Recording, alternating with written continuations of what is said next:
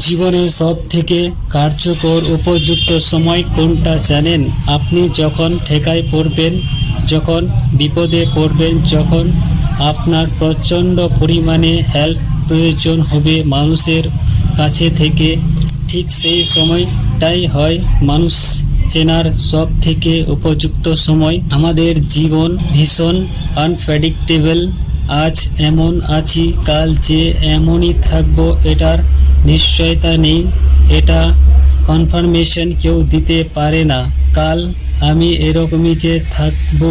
আপনি মনে করেন যে প্রচুর কাজ করে যাচ্ছেন, এক দু বেলা না খেয়ে কাজ করে যাচ্ছেন, কোনো সমস্যা হচ্ছে না। আপনি ভাবছেন আজীবন এরকমই থাকবেন, কোনো সমস্যা হবে না। এটা চরম ভুল ধারণা। ভিতর থেকে কি ক্ষয় হয়ে যাচ্ছে আপনি জানেন না।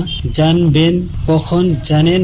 যখন আপনি ঠেকায় পড়বেন, অসুস্থ হবেন, শরীর রিকভারির সময় দিবে না।